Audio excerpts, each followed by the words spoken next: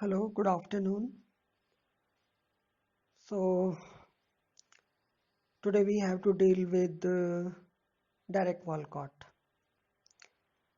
And before reading his poem, let us try to have a look at the history of the Caribbean literature. Because every author is the child of his or her own age. And we cannot understand any author without understanding the age in which the author lives, in which the author survives, and in which the author works. Because every author is impacted by the socio-political conditions, the historical milieu in which he gets up or he is brought up. So this is very necessary for all of us. So try to understand the history of Caribbean literature. I'll be dealing in very short. I'm not going into the detail.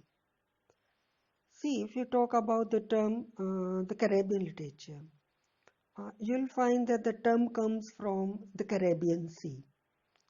And it surrounds the West Indies. Now, this is closely related to the Caribbees, Caribles, Caribbees. Now, who were the Caribbees? The Caribbees were an American tribe, and this tribe lived in this region before the arrival of Columbus in 1492, when he wrongly thought that he had discovered India.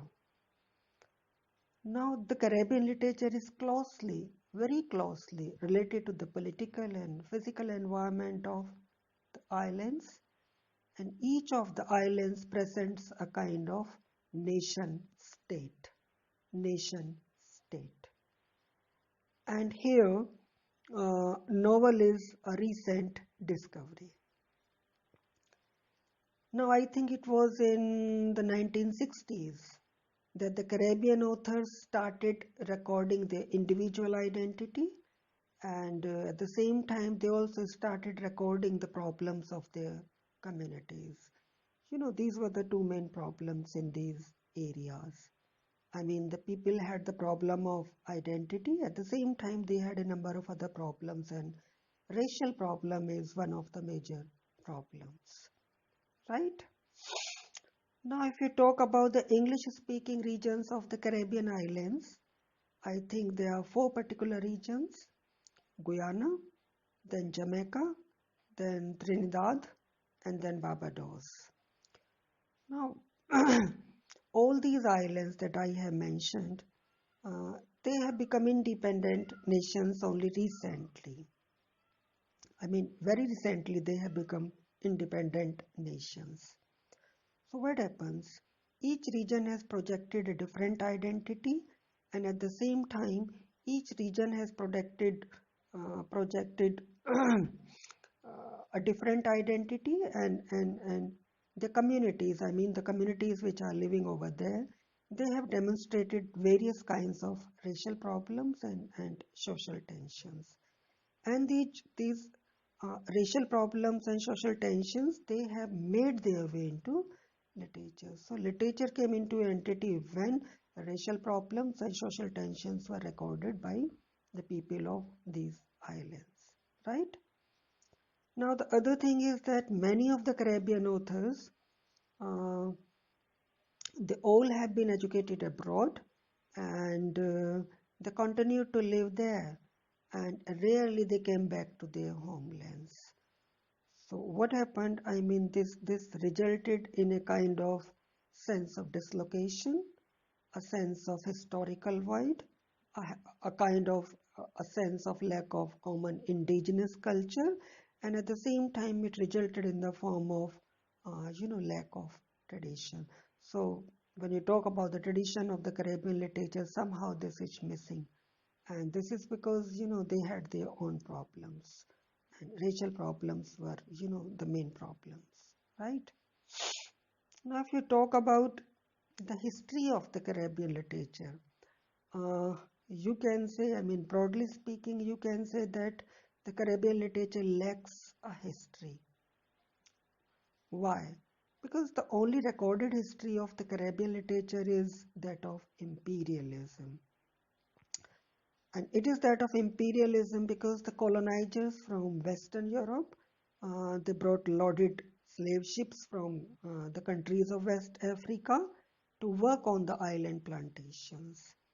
Now, these slaves imitated the British or the French, as the case uh, might be. I mean, depending on the nature of their colonizers. If the colonizers were the French, then they imitated the French, or if the colonizers were the British, then they imitated the British, right? Now, the slaves who were brought from the Africa of their origins, they did not share a common language, they did not share a common tradition or a culture, and most of them were treated as objects and commodities because, they could be bought or sold at the will of their white masters. But what happened in 1863? The slavery was it was abolished by the Emancipation Act of 1863. So what happened after the abolition of this slavery in 1863? A different kind of labor force. It was imported from some eastern countries, particularly from India and China. Now, the labor that was imported from these particular nations, I mean from India and China, they were given a particular name, and this name is indentured labor. Indentured, indentured labor, right?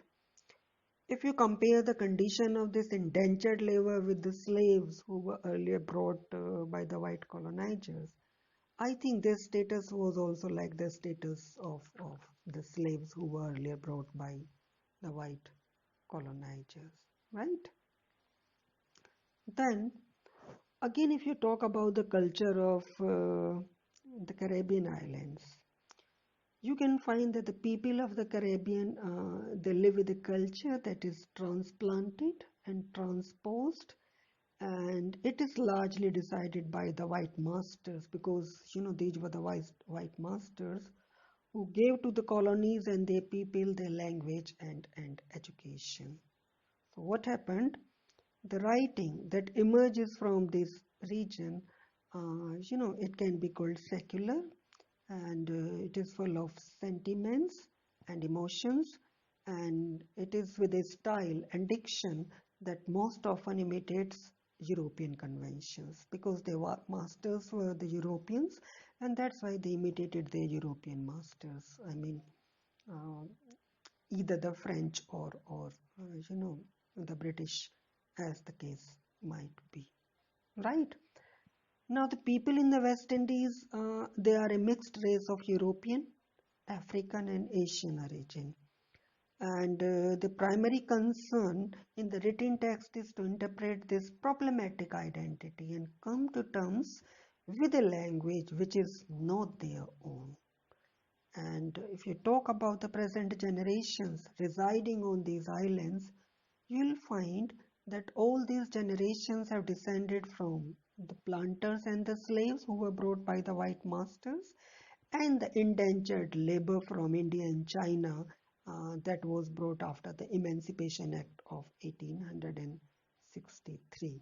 So, one thing is very clear that all the people of these Caribbean islands, they suffer from a sense of rootlessness, from a sense of exile, from a loss of place, and I mean they all have identity crises. They all feel de-rooted because they have been brought from different African places, and they have been brought to the Caribbean islands to work on the plantations. So I mean, this is something which does not allow them, to feel secure. So they feel derooted, and at the same time, they suffer from a sense of exile.